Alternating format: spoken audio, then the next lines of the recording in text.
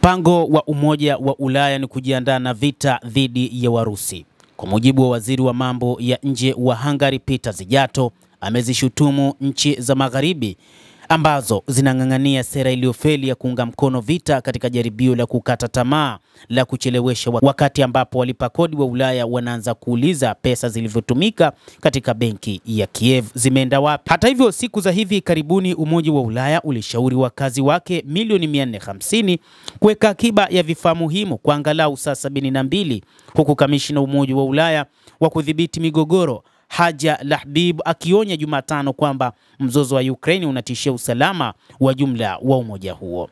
Peter Szijjarto alisema mwanzoni alifikiri onyo hilo lilikuwa aina fulani ya mzaha au kunyata, baada ya Lahbib hata kuchapisha video ya ajabu ikionyesha watu wa Ulaya kile ambacho walikuwa wakifunga kwenye sare katika saa 72 ya kujiokoa. Ufaransa na Ujerumani kama miongoni mwa wanachama wa Umoja wa Ulaya wamekuwa na kipaumbele kuhakikisha kwamba wanapambana na Warusi wakati wote, na wakati huu wanaona kwamba ni kama vile Umoja wa Ulaya pamoja na NATO zimeaibika ikiwa Urusi itashinda vita hivi ambavyo Marekani imekuja na nguvu mpya ya kuona namna gani vita hivi vinaweza vikamalizika. Lakini kwa nini katika karne ya 21 raia wa EU wanapaswa kuandaa vita? Kuna jibu moja tu: Brussels inajiandaa kwa vita, Szijjarto aliandika katika chapisho kwenye ukurasa wake wa X siku ya Ijumaa.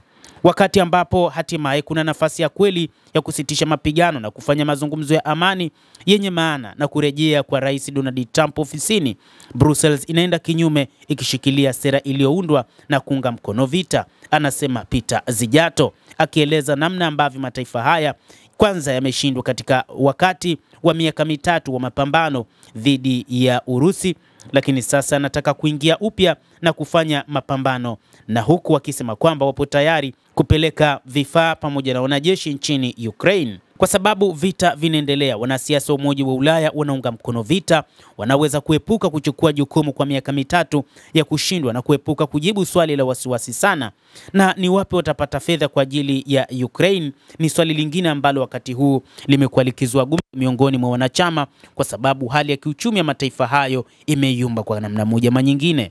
Taasisi za Umoja wa Ulaya mjini Brussels na mataifa binafsi wanachama wametumia zaidi ya euro bilioni 132 katika kipindi cha miaka mitatu iliyopita kuisaidia Kiev, na wameahidi ziada ya euro bilioni 115 ambayo bado haijatengwa kulingana na data kutoka taasisi ya Kiel ya Ujerumani. Tangu aingie madarakani, Rais wa Marekani Donald Trump ameshinikiza azimio la kidiplomasia na kutaka kurejesha kile anachokisema na kukisia kuwa zaidi ya dola bilioni 300 za walipa kodi wa Marekani ambazo mtangulizi wake alitoa kwa Kiev.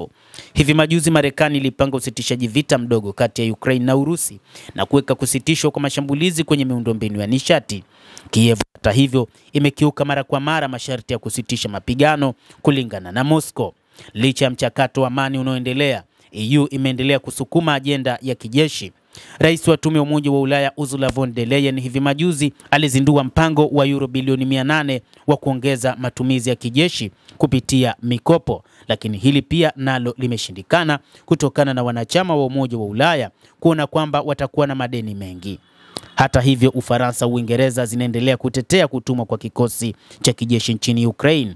Na akizungumza baada ya mkutano wa kilele mjini Paris siku ya Alhamisi, Rais wa Ufaransa Emmanuel Macron alitangaza kwamba kinachoitwa muungano wa walio tayari utatafuta kupeleka kikosi cha uhakikisho kwa Ukraine baada ya makubaliano ya amani na Urusi. Pendekezo la kutuma wanajeshi tayari limekataliwa na wanachama kadhaa wa Umoja wa Ulaya. Muungano wa walio tayari, msemo uliotungwa awali na Marekani mwaka 2003 kuelezea nchi zinazounga mkono uvamizi wa Iraq, sasa unarejea zaidi katika nchi ambazo zimeahidi kuendelea kuunga mkono Kiev kijeshi bila kujitolea na kupeleka wanajeshi. Lakini Urusi imesema haipo tayari kuona wanajeshi kutoka katika mataifa ya NATO ama Umoja wa Ulaya yakizengea huko nchini Ukraine na kwamba Urusi itawashambulia. Endelea kuwa nasi mtazamaji, na usisahau kulike, kucomment na kusubscribe channel yetu hii. Mimi ni Adam Hussein.